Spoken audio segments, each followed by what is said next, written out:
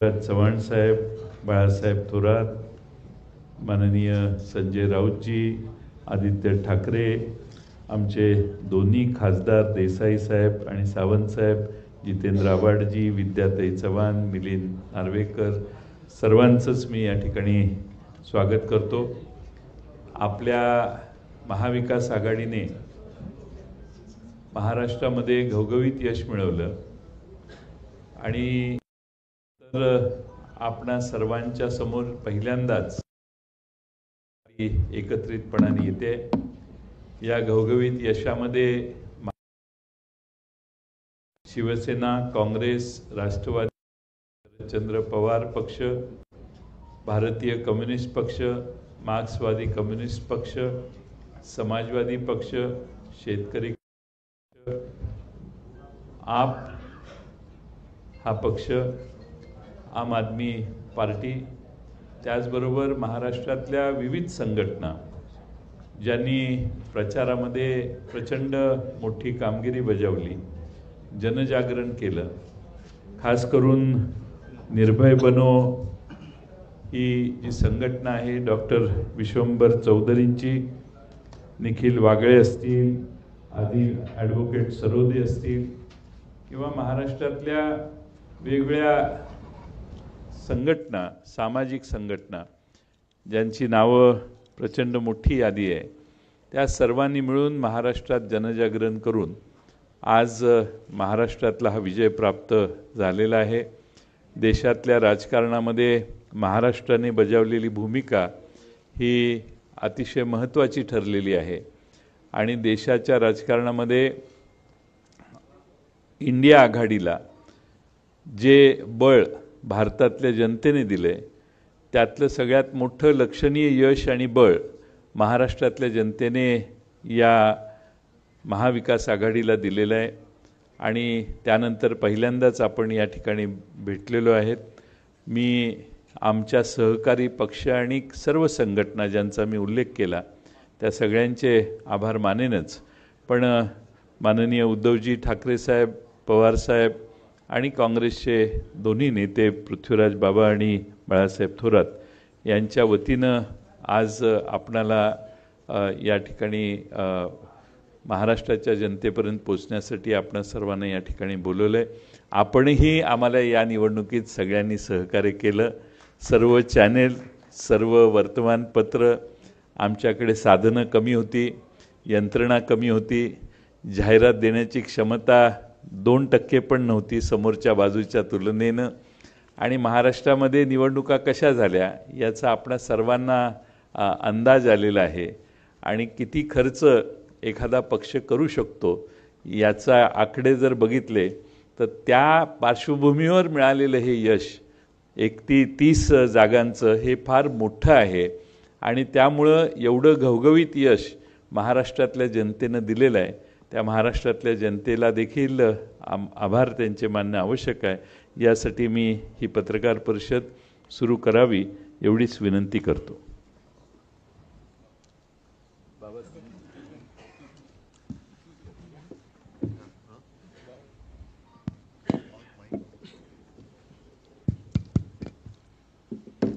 आदरणीय पवारसाहेब, उद्धवजी, जयंतराव, बाळासाहेब थोरात, संजयजी, आमचे सर्व नवनिर्वाचित खासदार आणि मीडियाचे सर्व प्रतिनिधी, आत्ताच राष्ट्रवादी काँग्रेसचे अध्यक्ष जयंतराव पाटील यांनी आपल्याला सांगितल्याप्रमाणे ही पत्रकार परिषद महाराष्ट्राच्या जनतेचे आभार मानण्याकरता आम्ही आयोजित केलेली आहे। महाराष्ट्राच्या जनतेचा या देशातील लोकशाही वाचवण्यामध्ये ज्या देशातील जनतेने जे मतदान केलं आहे त्यापैकी महाराष्ट्राच्या जनतेचा फार मोठा आणि सिंहाचा वाटा आहे।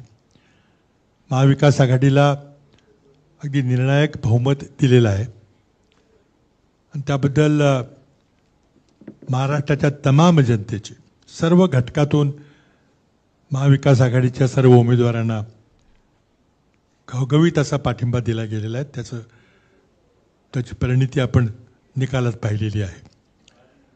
या निवडणुकीमध्ये आमचे जरी 3 प्रमुख पक्ष असले ते जवळ 30-40च्या वर जनसंघटना, काही छोटे पक्ष, कम्युनिस्ट पक्ष असेल, दोन्ही मार्क्सवादी कम्युनिस्ट, CPI CPM, शेतकरी कामगार पक्ष, आम आदमी पार्टी, अनेक जनसंघटना, समाजवादी पार्टी, सगळ्यांची नावं मगाशी जयंतरावांनी म्हटल्यावर खूप मोठी यादी आहे. आणि त्यामध्ये काही सामाजिक कार्यकर्ते जे कुठल्याही पक्षामध्ये नव्हते त्यांची नावं देखील जयंतरावांनी घेतली. त्या सर्वांनी महाराष्ट्रामध्ये एक वातावरण निर्माण करण्यामध्ये खूप मोठा वाटा उचलला. त्यांचे सर्वांचे धन्यवाद या ठिकाणी मानणं गरजेचं आहे. महाराष्ट्र जनतेनं आज या देशातली लोकशाही, या देशातलं जनतंत्र वाचवण्यामध्ये फार मोठी भूमिका निभावलेली आहे. सिंहाचा वाटा आहे आणि त्या जनतेचे आभार मानण्याकरता मी प्रामुख्याने इथं आलेलो आहोत. त्याचबरोबर आपल्या सर्वांचेही धन्यवाद. आपण ही खूप लांबलेली निवडणूक, जवळजवळ 2-1 महिन्यापर्यंत लांबलेली निवडणूक आपण सर्वांनी कव्हर केली. जनतेपर्यंत आमचे विचार पोचवायचा प्रयत्न केला. प्रचंड मोठ्या धनशक्तीच्या विरोधात आम्हाला लढावं लागलं. त्याचबरोबर प्रसारमाध्यमांच्यावर कशा प्रकारे दडपण होतं हे आपण चांगल्या प्रकारे जाणता. आणि मग ज्या चौकशी करणाऱ्या संस्था आहेत त्या संस्थाचा ज्या प्रकारे दुरुपयोग झाला, या सर्व गोष्टींना आम्हाला तोंड द्यावं लागलं. पण ते महाराष्ट्राच्या जनतेच्या आशीर्वादाशिवाय शक्य झालं नसतं. आज राज्यातील शेतकरी बांधवांनी देखील सरकारला एक संदेश पाठवलेला आहे. कुठल्याही समाजाला गृहीत धरता कामा नये. आज दुर्दैवानं पूर्वी कधी झालं नव्हतं इतक्या मोठ्या प्रमाणात धार्मिक ध्रुवीकरण करण्याचा प्रयत्न केला गेला आणि त्याला काही यश मिळालं नाही हे या निवडणुकीच्या निकालावरून स्पष्ट झालेलं आहे. या महाराष्ट्राच्या भूमीमध्ये छत्रपती शिवरायांच्या आचरणाहून आदर्श घेऊन आम्ही सर्वधर्म समभावाची भूमिका या ठिकाणी राबवतो. आणि त्यामुळं धार्मिक ध्रुवीकरण कुठं पसरलं नाही, कुठलाही मुद्दा तिथे चालला नाही. जनतेच्या प्रश्नाला महाविकास आघाडीच्या नेत्यांनी प्राधान्य दिलं. आणि खरं म्हणजे पवारसाहेबांनी आणि उद्धवजींनाही धन्यवाद दिले पाहिजे की त्यांनी ज्या प्रकारे जवळजवळ प्रत्येक मतदारसंघामध्ये जाऊन त्यांनी प्रचार केला. नेत्यांच्यामध्येही चांगलं समन्वय होतं, बूथ लेवलच्या कार्यकर्त्यांच्यामध्येही खूप चांगलं समन्वय होतं. आणि त्यामुळं हा आपल्याला इथं परिणाम दिसत आहे. आत्ताच तिन्ही पक्षाच्या नेत्यांची एक प्राथमिक बैठक विधानसभेच्या पार्श्वभूमीवर आमची झालेली आहे म्हटलं तरी काही सुरुवात झालेली आहे. लवकरात लवकर आम्ही विधानसभेच्या दृष्टीने जे काही निर्णय घ्यायचे असतील ते घेणार आहे. पण एक गोष्ट निश्चित आहे की ही विधानसभेची निवडणूक अशाच प्रकारचं आघाडी, जनसंघटना, महाविकास आघाडी सगळे ज्या प्रकारे मी लोकसभेची निवडणूक लढली त्याच प्रकारे त्याच ताकदीनं किंबहुना त्याच्यापेक्षाही अधिक ताकदीनं आम्ही विधानसभेची निवडणूक लढणार आहे. जनतेचे प्रश्न घेऊन लोकांच्या समोर पुन्हा येणार आहेत. आणि मला खात्री आहे की ज्या प्रकारे लोकसभेला आपण सर्वांनी महाराष्ट्रातील जनतेने आम्हाला आशीर्वाद दिला त्याचप्रमाणे विधानसभेच्या निवडणुकीमध्ये त्याच्यापेक्षाही अधिक प्रमाणामध्ये आशीर्वाद आम्हाला मिळेल आणि महाराष्ट्रामध्ये सत्ता परिवर्तन निश्चितपणे होईल हे आश्वासन आम्ही आमच्या सर्वांच्या वतीने आपल्याला देऊ इच्छितो. धन्यवाद. एकच लहानशी गोष्ट सांगायची राहून गेली ती म्हणजे ज्या काही अन्य पक्षाच्या नेत्यांच्या सभा झाल्या त्याच्यामध्ये देशाचे प्रधानमंत्री यांच्या 8 सभा झाल्या आणि एक जोश झाला. त्यांच्या या 8 सभा ज्या ठिकाणी झाल्या आणि जोश ज्या ठिकाणी झाला त्या ठिकाणी आम्हा लोकांच्या उमेदवारांना जनतेने फारच मोठ्या प्रमाणात पाठिंबा दिला. आणि म्हणून विधानसभेच्या निवडणुकीच्या काळामध्ये प्रधानमंत्र्यांच्या जेवढ्या ज्या जागा व्यक्ती होती तेवढं आमचा स्पष्ट भारताच्या दृष्टीनं ऐकून वाचावून होईल. त्यामुळं त्यांनाही धन्यवाद देणं हे माझं कर्तव्य समजतं.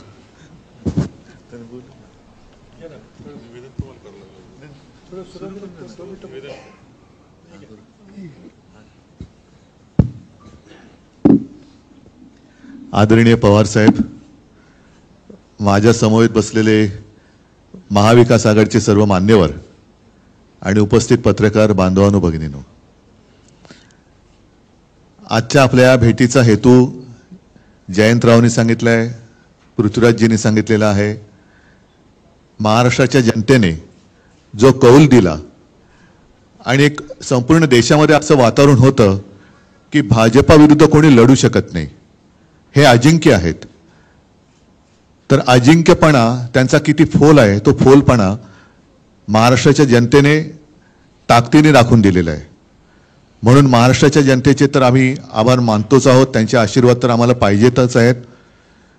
इतर सर्वांनी, म्हणजे ज्यांचा उल्लेख जयंतरावांनी केला, मग ती निर्भय बनो एक सामाजिक संघटना आहे, त्याच्यानंतर यूट्यूबच्या माध्यमातून निखिल वागळे आहेत, हेमंत देसाई आहेत, प्रशांत कदम आहेत, अशोकराव वानखेडे आहेत, रवीश कुमार, हे सगळेच एका धाडसाने जनतेचे प्रश्न हिमतीने ते मांडत आले आणि त्यांच्या मांडण्यामुळेच एक निपक्षपातीपणाने त्यांनी ती बाजू मांडली. त्याच्यामुळे जनतेला सुद्धा सत्य काय आहे हे कळत गेलं. आणि मी तर असं म्हणेन की ही लढाई फार विचित्र होती. आर्थिकदृष्ट्या असेल, यंत्रणेच्या दृष्टीने म्हणा, ही विषम लढाई तर होतीच, पण संविधान आणि लोकशाही वाचवण्यासाठी ही लढाई होती. आणि मला अभिमान आहे की मी माझ्या भाषणाची सुरुवात देशभक्त बांधवांनो भगिनींनो आणि मातांनो अशी करायचो. त्या सर्व देशभक्त आणि लोकशाही प्रेमी नागरिकांनी महाविकास आघाडीला आणि देशात इंडियाला जो कौल दिलेला आहे, ही एक जाग आता आपल्या देशाला आलेली आहे. आणि साहजिकच आहे, हा विजय हा अंतिम नाहीये, ही लढाई सुरू झालेली आहे. येत्या 2-3 महिन्यामध्ये विधानसभा महाराष्ट्राच्या येतील, त्याच्यानंतर सुद्धा इतर राज्यांच्या काही निवडणुका येतील. मुळामध्ये हे जे काही आता मोदी सरकार होते ते आता एनडीए सरकार झाले. हे सरकार किती दिवस चालेल हा एक मोठा प्रश्न आहे. कारण आमच्याबद्दल नेहमी म्हटलं जात होतं की युती, नैसर्गिक युती आणि अनैसर्गिक युती. तर आत्ता ते जे काही तिकडे कडबोळ झालेलं आहे दिल्लीमध्ये, हे नैसर्गिक आहे का अनैसर्गिक आहे हा सुद्धा एक मोठा प्रश्न आहे. एकूणच देशातली जनता या निवडणुकीच्या निमित्ताने जागी झाली, हे फार मोठं यश या निवडणुकीच्या वेळेला आपल्याला मिळालं असं मी मानतो. आणि आपल्या मनामध्ये काही प्रश्न असतील आपण विचारा, त्याला उत्तर द्यायचा आम्ही प्रयत्न करतो.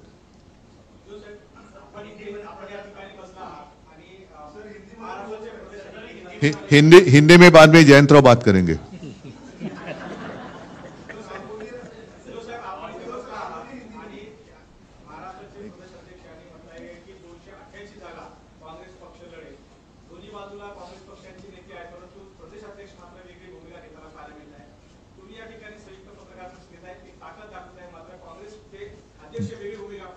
जेव्हा 3 पक्ष एकत्र पत्रकार परिषद घेतात, याचा अर्थ असा, पृथ्वीराजजींनी सांगितलेलं आहे की आमची एक प्राथमिक बैठक, अगदी प्राथमिक बैठक आपल्या समोर येण्याआधी झालेली आहे. आणि येणारी विधानसभा सुद्धा जे लोक आमच्या सोबत आहेत, महाविकास आघाडी म्हणून आम्ही 3 पक्ष तर आहोतच, पण इतर घटक पक्ष सुद्धा आणि सामाजिक संघटना सुद्धा यांच्या त्यांना सोबत घेऊनच आम्ही लढणार आहोत.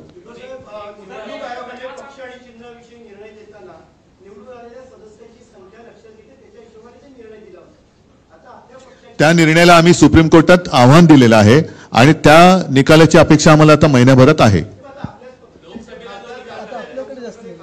नाही, आता खासदार तर आमचे झालेलेच आहेत, पण मुळामध्ये तो निर्णय कसा अयोग्य होता हा सुप्रीम कोर्टासमोर, सुप्रीम कोर्टाने त्याच्याबद्दल सुद्धा नाराजी व्यक्त केलेली आहे. म्हणून मला असं वाटतं की येत्या, कारण आता सुट्टी संपले सुप्रीम कोर्टाची, पण येत्या काही दिवसात त्याची निकालाची आम्ही अपेक्षा करतो. पण जनतेच्या न्यायालयामध्ये काय झाले जगाने बघितलेलं आहे.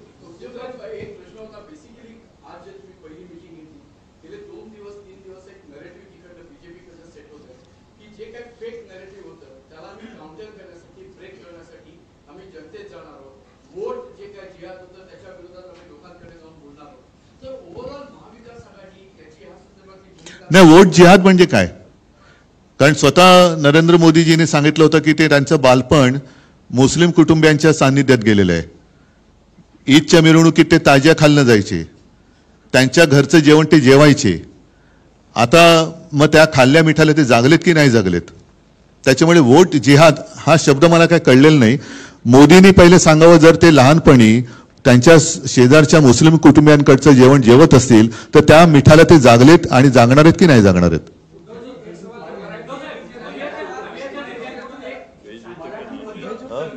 नाही, ते मी फक्त मिठाचं बोललोय. मीठ नॉनव्हेज आणि व्हेज दोन्ही जेवणात टाकतात, त्याच्यामुळे ते जेवण काय जेवले ते त्यांनी सांगावं. आणि त्याच्यानंतर त्यांनी गोवंश हत्या बंदी पुढे करणार आहेत का?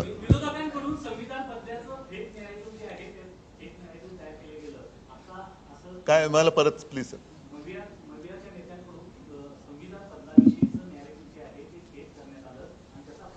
बरं ठीक आहे, यांना मतं दिली तर तुमची संपत्ती हे जास्त मुलं होणाऱ्यांना वाटतील, हे काय खरं नॅरेटिव्ह होतं? मंगळसूत्र उचलून नेतील, तुमच्या घरातले नळ कापून नेतील, तुमचं वीज, हे काय खरं नॅरेटिव्ह होतं? तुमची म्हैस चोरून नेतील, हे काय खरेपणा होता? नकली संतान, नकली सेना, हे काय खरं नॅरेटिव्ह होतं? आणि मी प्रत्येकाला नोकरी देईन, प्रत्येकाला घर देईन, हे काय खरं नॅरेटिव्ह होतं? उद्योगधंदे वाढवीन, हे काय खरं नॅरेटिव्ह होतं?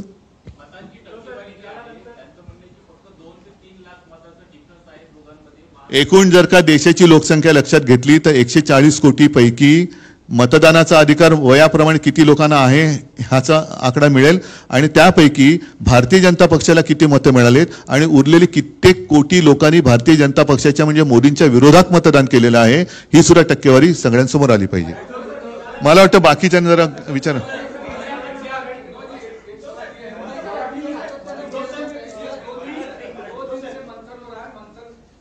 मंथन बीजेपी मंथन कर रही है कि हम चुनाव हारे नहीं हैं, हम कहीं न कहीं नैरेटिव के कारण चुनाव हार रहे हैं और हमारे खिलाफ एक गलत नैरेटिव तैयार किया जाए. मतलब क्या? कि उनका कहना है कि 405 का जो नारा था संविधान बदलने का, वो गलत नैरेटिव. तो फिर दिया क्यों था? और आप ही के लोगों ने कहा था कि उन्हें संविधान बदलना है.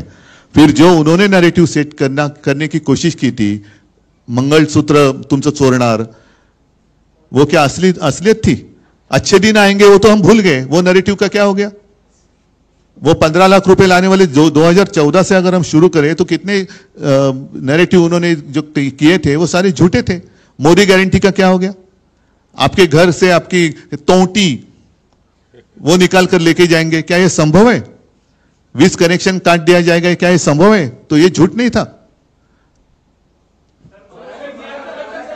हाँ, एक मिनिट जरा मराठी.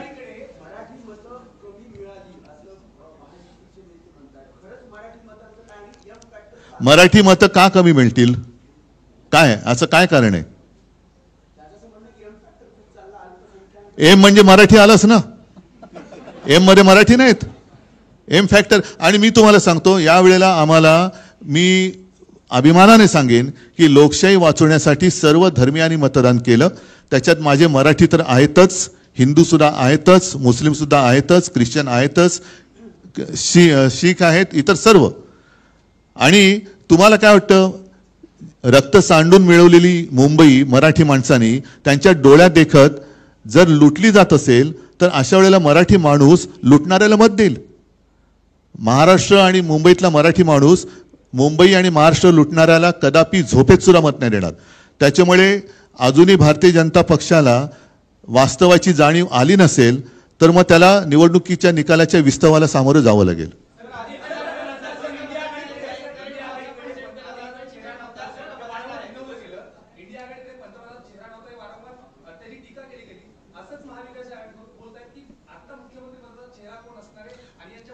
त्यांच्याकडे कोण असणार पहिला ठरवा ना. त्यांच्याकडे कोण आहे आता प्रश्न त्यांच्याकडे पण आहे. कारण मला आठवते मी मुख्यमंत्री असताना देवेंद्र फडणवीसांनी ते काय म्हटलं होतं, ते वसली 3 गावं 2 काय एक वसेची ना. आता हालत त्यांची तशीच आहे. तिन्हीच्या तिन्ही ओसाड आहेत, एक सुद्धा बसत नाहीये. अरे मला बाकी जरा बाकी पवार साहेब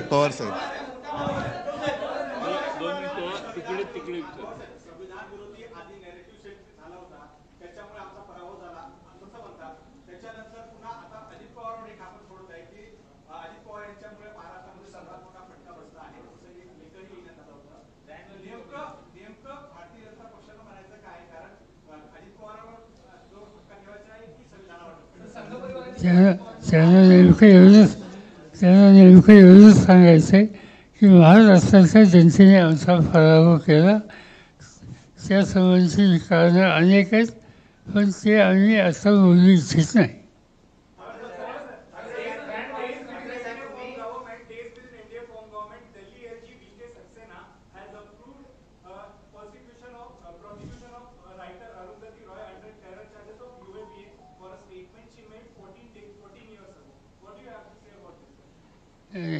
जे काय स्टेटमेंट त्यांनी केलं इतक्या जुन्या काळाचं ते काढून आताची कारवाई केली जाते ती अगदी पूर्णपणानं सत्तेचा गैरवापर आहे. आणखी एक गोष्ट अशीच या ठिकाणी झाली की काही लोकांच्या बाबतीत तुम्ही आणि काही लोकांच्या यापूर्वी केसेस केलेल्या होत्या, त्यातल्या काही लोकांना कोर्टाने जामीन दिला, पण त्याच्यामध्ये अनेक लोक कारण नसताना आरोपाशिवाय आधीच तुरुंगामध्ये आहेत. याचा अर्थ सरळ हा सत्तेचा गैरवापर आहे आणि या सत्तेच्या गैरवापराच्या संबंधी या निवडणुकीमध्ये लोकांनी जी काही भूमिका घेतली त्याच्यातून शांतपणा शिकतील अशी अपेक्षा होती, पण तो काही शांतपणा शिकलेला दिसत नाही. आणि त्यामुळं आणखीन 3-4 महिन्यांनी लोकांच्या समोर जायची संधी ज्यावेळी मिळेल तर लोक त्याचा पूर्णपणानं विचार करून ठोस निर्णय घेतील.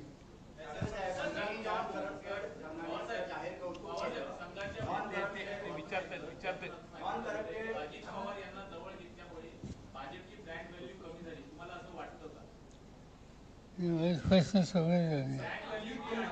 अजित पवारने घेतल्यामुळे भाजपची ब्रँड व्हॅल्यू कमी झाली. त्याचा काय त्यांचा अनुभव काय तो त्यांनी सांगितलं, आम्ही त्याच्यापेक्षा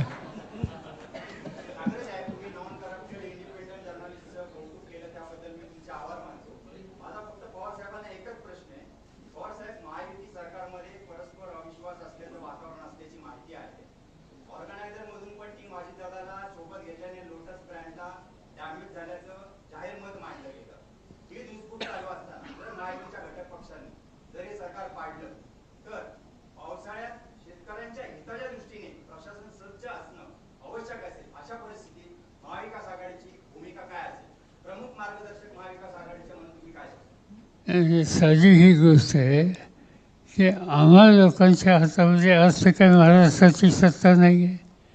आज सत्ताच कुणाच्या हातात तरी काही सांगायची गरज नाही. आणि तुम्ही म्हणता तशी परिस्थिती आज तातडीने येईल असं दिसत नाही. आणि तर आम्हाला आनंद आहे.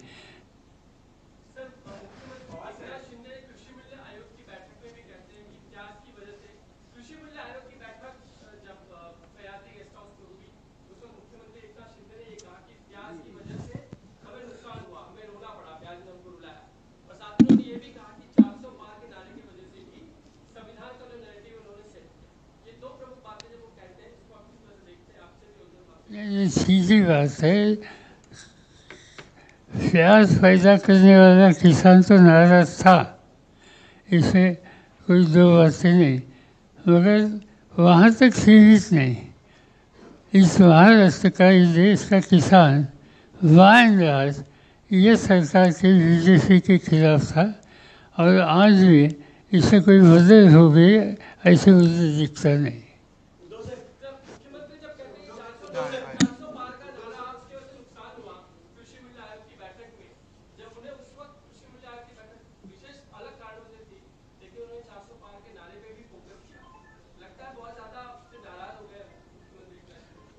छोड़ो, हर एक का अनुभव अपने पास होता है. तो प्याज के कारण भाजप को तो रोना पड़ा ही, लेकिन साथी जो है उनके वजह से भी वो रो रहे हैं.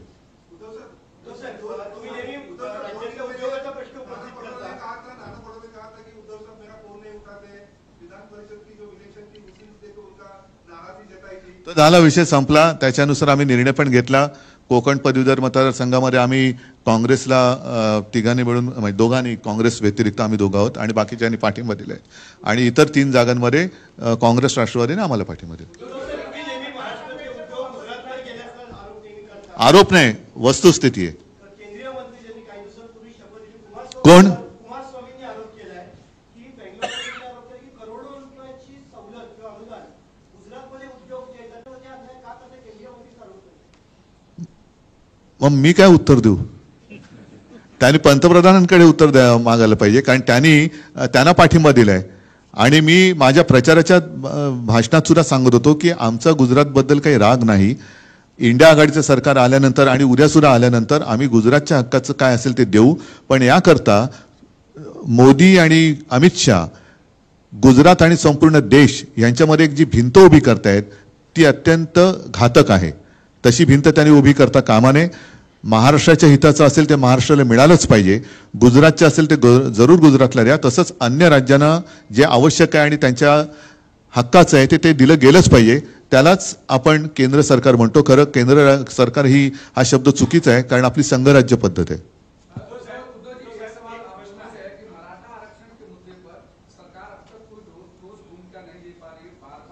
हम सरकार में नहीं है. जिनके हाथ में सरकार है उनको पूछो.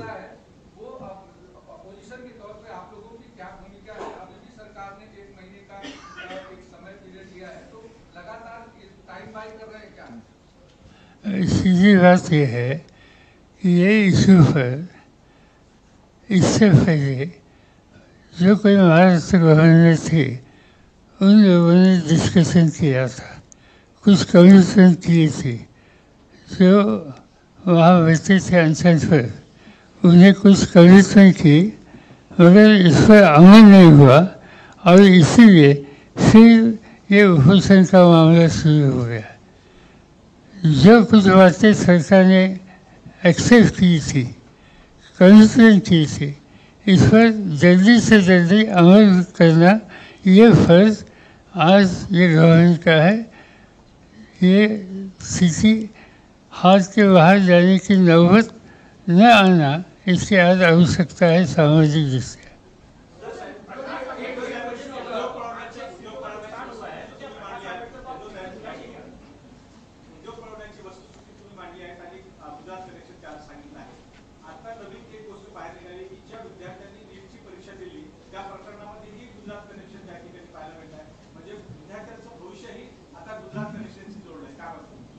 नाही, म्हणूनच मी म्हटलं ना की हा जो त्यांचा काही अट्टाहास आहे त्यांना 10 वर्षात समजायला पाहिजे होतं की संपूर्ण देशाने त्यांना पंतप्रधान पद दिलं होतं.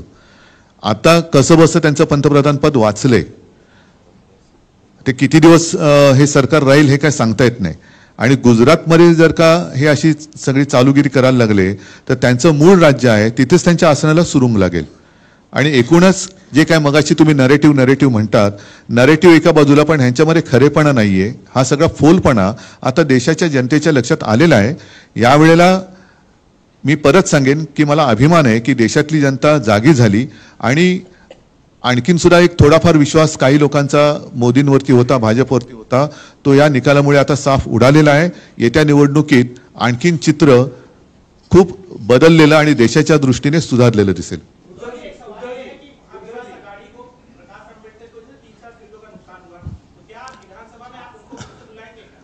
देखो, पहले ही जैसे जयंतराव जी ने कहा, जितने लोग हमारे साथ अभी रहे और उन्होंने संघर्ष किया, हम उनको लेकर आगे जाएंगे. और कुछ लोग अगर आना चाहते हैं, सिर्फ ये या वो ऐसे नहीं, तो खिंचातानी किए बिना अगर वो आना चाहते हैं तो देखेंगे. लेकिन मैं जिसका नाम आपने लिया वो नाम लेकर मैं कुछ नहीं कहना चाहता. मैं जनरल बात कर रहा हूं. ठीक है.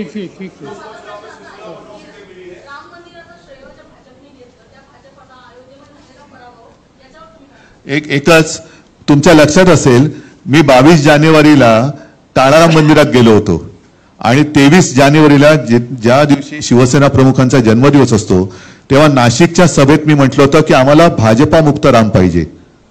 तो भाजपा मुक्त राम अयोध्यावासियाने आणि उत्तर प्रदेश जिथे जिथे प्रभू रामचंद्राचं वास्तव्य होतं तिथे तिथे भाजपाने सपाटून मार खाल्लेला आहे. म्हणजे आता भाजप मुक्त राम झालेला आहे.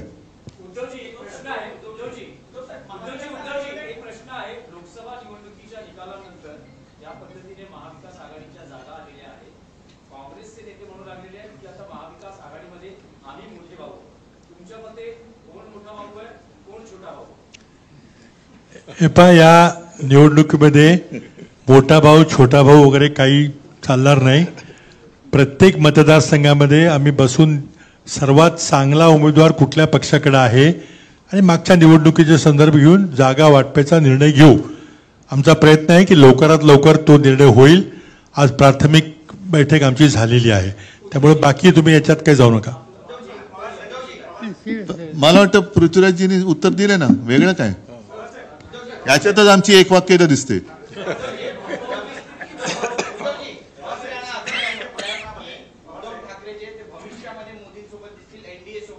कोण ठीक आहे.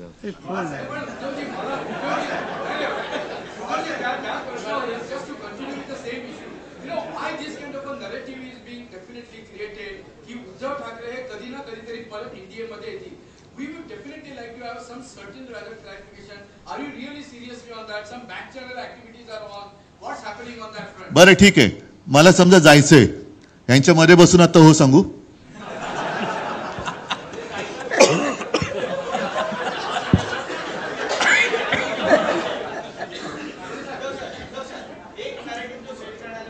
अरे तुम्ही नॅरेटिव्ह तुम्ही खरेटिव्ह वरती आहात.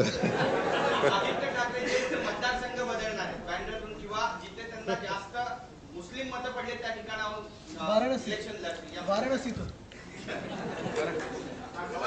पवारसाहेब सीकर बँके प्रकरणामधूनच काही तुमचे सहकारी सुटून भारतीय जनता पक्षासोबत गेले. आता त्या प्रकरणामध्ये त्यांना क्लीन चिट म्हणजे क्लोजर रिपोर्ट पण दाखल करण्यात आला. मात्र अण्णा हजारेंनी तो क्लोजर रिपोर्टवर आक्षेप घेतला आहे. याचा अर्थ असा आहे की पुन्हा अजित पवार यांची अडचणीत वाढ होईल आणि ते तुमच्याकडे परिस्थिती असं वाटतं. ही वर्ष कोर्टाच्या ताब्यात आहे, 27 आहे आणि 27 माणसाच्या संबंधी काही भाष्य करणे हे काही सांगतानाचे लक्षण आहे. हजारेंना जे काही त्यांची तक्रार आहे ती तक्रार मांडण्याचा त्यांचा अधिकार आहे. त्याच्यात काय निर्णय होतो तो बघू आणि नंतर ठरवू.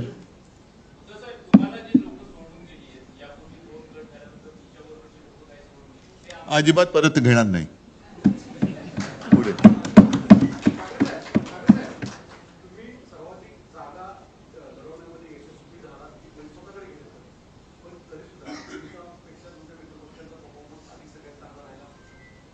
सांगू का, एक जुनं गाणं आहे, तुम्हाला माहिती असेल की नाही माहित नाही. पवार साहेब तुम्हाला नक्की माहिती असणार.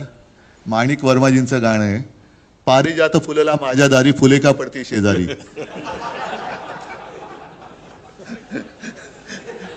पण तरी देखील आम्ही पारिजातकाला खत पाणी घालायचं काही सोडणार नाही.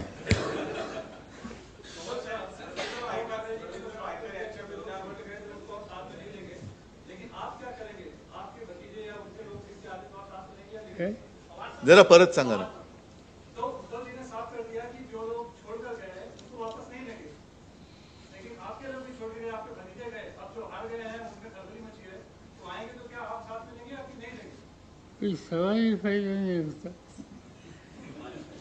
बघा याच्यामध्ये एक सॉरी पवार साहब, एकच मिनट नहीं, एक ही मिनट. ये जो बातें हैं ना, मैंने तो बात साफ कर दी, लेकिन आपको याद है कुछ महीने पहले अमित शाह जी गए थे बिहार में और उन्होंने कहा था नीतीश कुमार के लिए भाजपा के दरवाजे हमेशा के लिए बंद है, चंद्रा बाबू जी के लिए भी बंद है.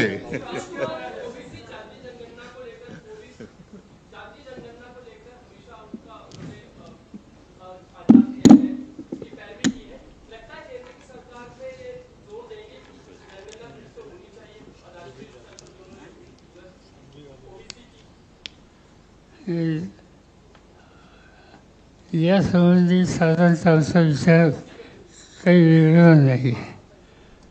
जातीवर आधारित जनगणना या देशात होण्याची आवश्यकता आहे आणि त्याबद्दल सर्वसाधारणपणे आम्हा सगळ्यांच्यात एक वाक्यता आहे.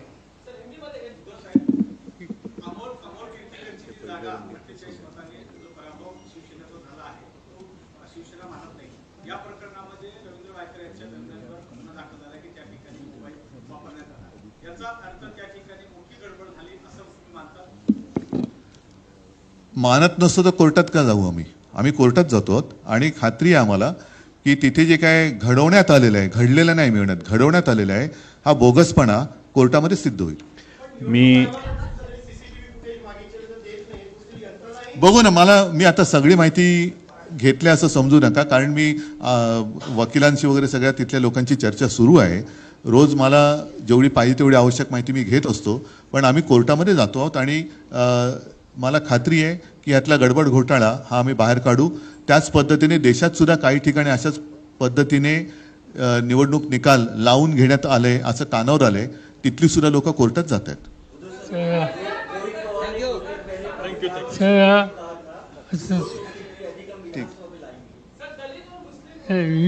ठीक आहे, थोडा कुछ आगे के लिए बाकी मोठे संख्येने आलात त्याबद्दल तुम्हाला आम्हाला मी आपल्या सुरुवातीला जे करायचं होतं ते शेवटी करतो. आदिती नलवडेंना मी विनंती करतो की उद्धवजी ठाकरे साहेबांचं स्वागत त्या करतील. आम्ही होस्ट आहे.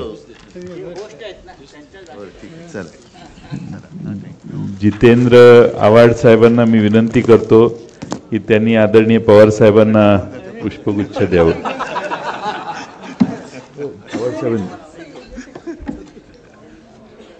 विद्याताई चव्हाण यांना मी विनंती करतो की पृथ्वीराज चव्हाण साहेबांना त्यांचं स्वागत करावं. क्लाइड कॅस्ट्रो यांना मी विनंती करतो की संजय राऊत यांचं त्यांनी स्वागत करावं.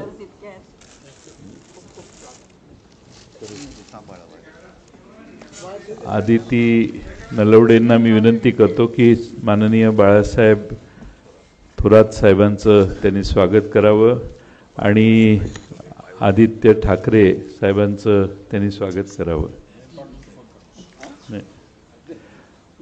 आणि नवनिर्वाचित खासदार देसाई साहेब यांचं आव्हाड साहेबांना मी विनंती करतो की त्यांनी स्वागत करावं. आणि अरविंद सावंत साहेबांचंही स्वागत मी करतो, माझ्याकडे ते राहतात.